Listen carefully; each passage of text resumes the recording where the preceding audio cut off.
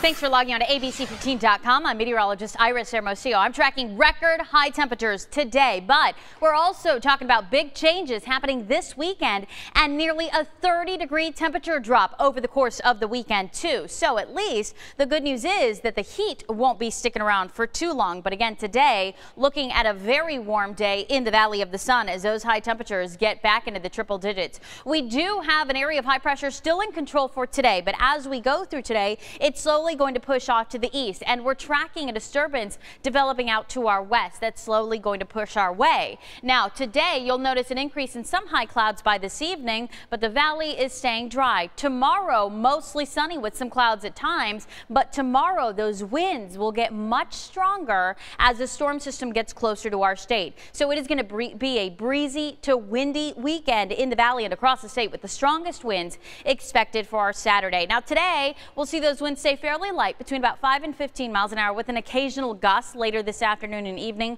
closer to that 20-mile-an-hour mark, but again in that light range. Tomorrow, look at those winds. We're talking southwest sustained winds between 15 and 25 miles an hour with gusts nearly up to 40 miles an hour. So very strong winds tomorrow. Dust will likely be an issue. For our Sunday, we still have some strong breezes in the forecast. They just won't be as strong as Saturday, but still gusting at times to around 25 miles an hour. With these strong winds, the very dry conditions, we've got fire weather alerts pretty much across most of the state with the exception of the Mogollon Rim. But you'll notice those fire alerts, a fire weather watch that will be in effect through the day on Saturday. That does include the Phoenix Metro.